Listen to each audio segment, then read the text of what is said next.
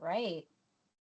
This is bringing literacy to life using Keynote Live and a little bit of AI. So, Keynote is a wonderful app that we have on all of our laptops and iPad devices for teachers and students. And today we're going to walk through how you can use a simple setup in Keynote to put your students anywhere they need to be without painting any walls green or blue, no tablecloths, no extra setup, but you can put them into a text and really capture that moment. Bonus, you get their personalities. They get to work on collaboration and fluency all within one wonderful activity. So our curriculums have a bunch of readers catered in them. Our reading series, social studies, and science if you look really hard. But we can tap into our students' personalities and get them practicing with language with those scripts in a very fun way. So I'm going to slide over to my other device and bring up my iPad screen.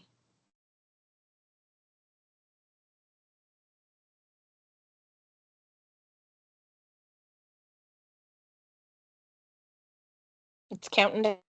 Yep. All right. Okay. Still spinning. Yep. Okay, there we go. There we go. All right. So there's me double time. We're going to slide out of that and go to. So this is the iPad screen that however you have it personalized. And we're going to use Keynote, which is the blue icon with the presentation deck on it. Yep, the little podium guy. Yeah. So in mine, he happens to be in the dock because he's one that I use frequently. You can always slide from the top of your screen. Whoops, not do that. You want to pull up your search bar, and you can always type any app in here and find it. But since I already have mine down here, I'm just going to open it from here. And I happen to already have the Reader's Theater presentation in my Keynote. It's this very first one over here because I've already had it open this morning. So I'm just going to reopen it. And now I have a series of slides.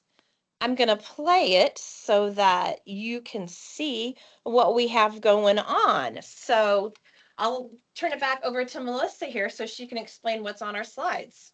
So using a little script that I have here, it's called the elevator standoff. And you can see that within my office where I was, I've now transported Chris and I into an elevator. And if we step back, we make ourselves more in perspective and I look taller. So yay. So we can then take this text and practice fluency and intonation and all of that and within the actual setting. So for our acting debut, morning meetings are stressful enough. Add a broken elevator and you got a recipe for chaos. Stay calm. I've got this. We're suspended between floors. I knew I should have taken the stairs. Relax, relax. This is a chance for me to practice my stand-up routine. Why don't elevators ever get lost? Because they always stick to their level. That joke's going down faster than this elevator. And my acting career. So you can see how we can take a quick little moment and make it more fun. And from the other side, over here, you can see that there's different slides. So now I could be in a forest. I could, have a little dance routine, whatever you need to make it fit the text, which gives us an understanding of what our students are taking of setting, the mood, the theme, what is actually going on to make their text that we want them reading. They're practicing so much literacy, but they're having a blast doing it. It's more interactive and engaging. So you might be asking yourself, how did we make that happen? So in Keynote, there are two things that are happening here. One, we have a slide with a background put on it. So we dropped in a picture, which we will talk about how we got those in a little bit.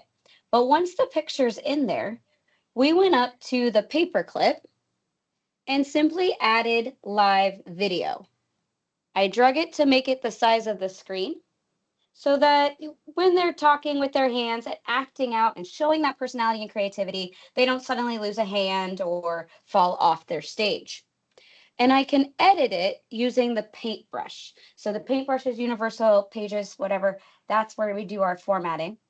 And I come over here to live video And you can see that the background filter is turned on. Because if I turn the camera back on, there's my office. That's not where I want to be.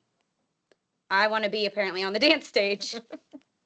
So I can format it to bring in green screen technology without going anywhere. This means if I'm using a small group structure, all of my groups can have green screen technology without having to share one wall at one time. They can make their iPad, they can take their iPads, face towards a wall or wherever my acting area is, and all be where they need to be that matches the text. So, any questions about the keynote side? Let's go back to Teams. Don't think so. All right, so I'm going to switch back to my device and talk about how we got those wonderful background slides. Because Keynote is wonderful, and I'm going to share another wonderful tool that is Canva to show you how to create these beautiful background images. So when you come into Canva, we have it all through OPS. If you come to the side, there is Canva AI. And it will help us create this background image. Now I want an image, I don't want a document.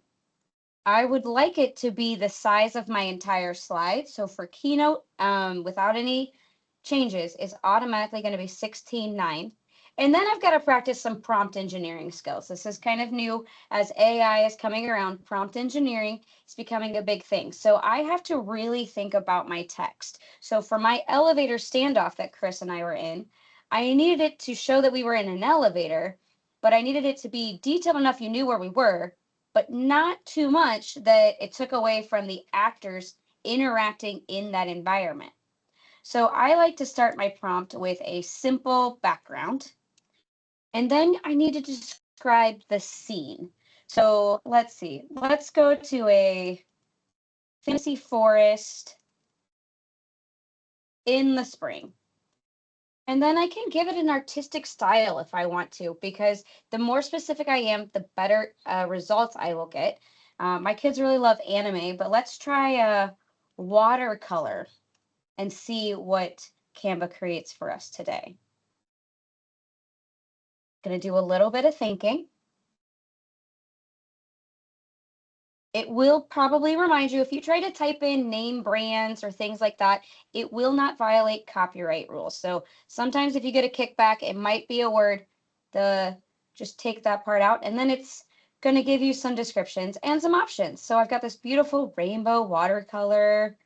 This one looks more like a forest. I got a little pathway. Maybe there's a path in my story. Oh, I don't know. Feel like Chris would want to go stand in the flowers, That's right? pretty. So if I want to edit this one, once I've chosen it, I can use the Canva editor, and then I get all the amazing Canva tools that I already know and love. Or I can just click download right here, and it gives me my image that I want. No extra steps needed.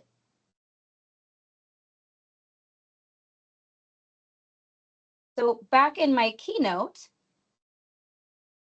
I add a slide, and I always pick a blank one because I'm going to bring in my image, which don't judge my downloads. Just going to drop it right on in. And you can see that I got to drag it a little bit to make it a little bit bigger, but it fills my image. I want, well, it is a beautiful forest. The acting part doesn't come alive until I add live video. So again, that's going up to the top, finding that paper clip, clicking add live video. It's going to default to showing you my office or whatever your background is.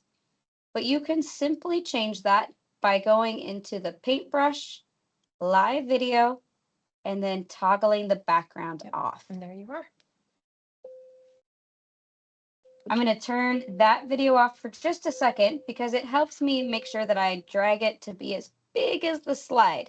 Again, I want to cover the whole slide so that I get the full acting experience. So that way, so nothing gets cut off. Yes, no hands lost in the acting, no heads. That's not in the story.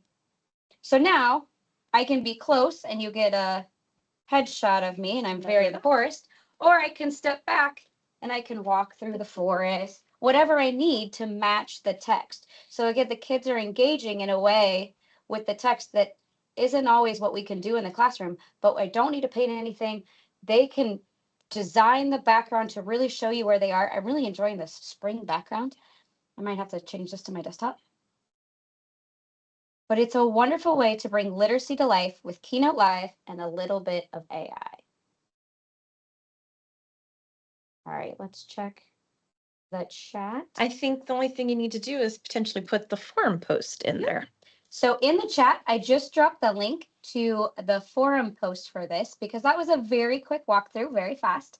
And it does have a recording, but if you'd like to go back later and look it up, you have all the directions and that keynote slide deck there for you to already start traveling with your students through whatever text you're using.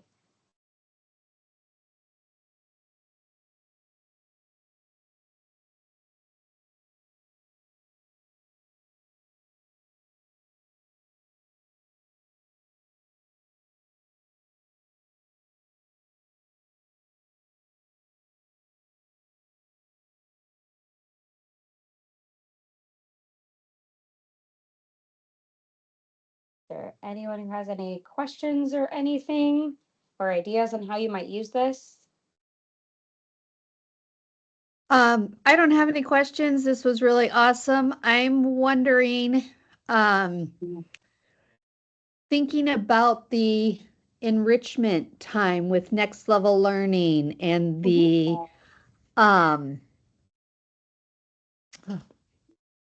I'm trying to remember the enrichment program. I know it's science-based or whatnot.